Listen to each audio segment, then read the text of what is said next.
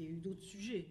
J'ai fait voter une loi contre le bizutage, contre le racket, etc. Donc j'ai mis en place les conseils locaux de sécurité. Donc il y avait d'autres sujets sur la question des violences faites aux enfants. Et c'était un point qui était mis systématiquement à l'ordre du jour. Et ce qui était réconfortant, c'est de voir que les recteurs étaient soulagés d'avoir des instructions. Vous voyez, rien n'est pire que de ne pas savoir et de sentir que l'autorité qui vous donne des instructions flotte ou vous dit un truc mais sans des intérêts, etc. Là, ils avaient compris d'abord qu'ils avaient un interlocuteur à mon cabinet qui était le juge Ayad, d'une part. Donc ça, c'était quelque chose de très solide et de très sécurisant par rapport à l'administration de l'éducation nationale, d'une part. Et d'autre part, ils savaient qu'il y avait un suivi. Juste une précision sur ce que vous venez de répondre qui m'a un peu étonnée. Vous avez avec une grande émotion évoqué ces souvenirs très précis des signalements et des faits de violences sexuelles sur des enfants qui vous ont conduite, au moment où vous avez pris les responsabilités, à organiser cette circulaire et son suivi avec y compris des ressources spécifiques.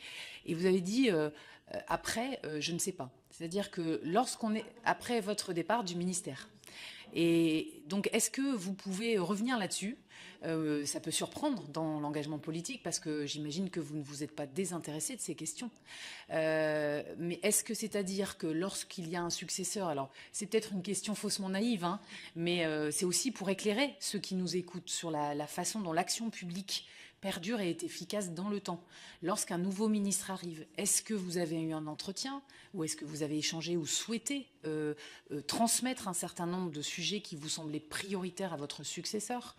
Est-ce que vous avez continué ou pas à poser des questions sur ce sujet des violences sexuelles si elles vous ont tant heurté? Voilà, on pourrait se dire que ce n'est pas parce que vous n'êtes plus ministre que vous ne vous sentez pas, alors comptable c'est peut-être pas le mot, mais en tout cas concerné par les questions. Tout à fait. Ma réponse portait sur le fonctionnement administratif, hein, du suivi des centres de ressources dans les rectorats. Mais bien sûr, j'ai non seulement continué à suivre, que je suis devenue ministre de l'Enfance ensuite.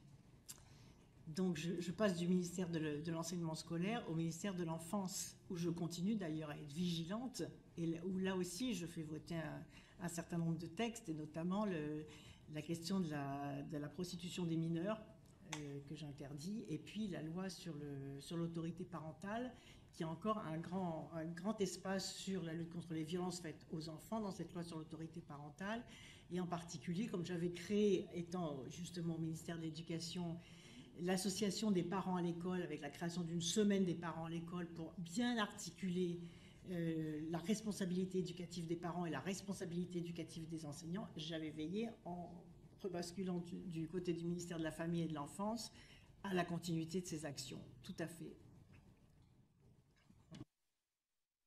Est-ce à dire que lorsque vous étiez ministre de l'Enfance, vous vous étiez assuré que ce guide, Mon corps, j'ai le droit de dire non, continuait d'être distribué au niveau du ministère de l'Éducation nationale dans l'ensemble des établissements publics et privés?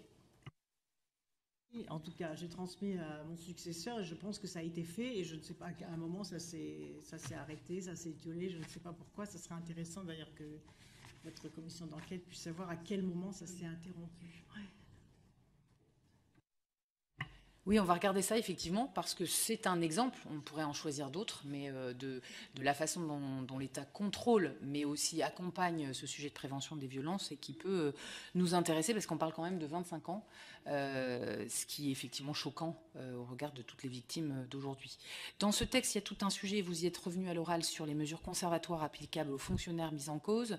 Vous avez évoqué les temps différents de la période différente entre la suspension administrative de la personne mise en cause et le temps judiciaire extrêmement long qui peut prendre plusieurs mois, plusieurs années.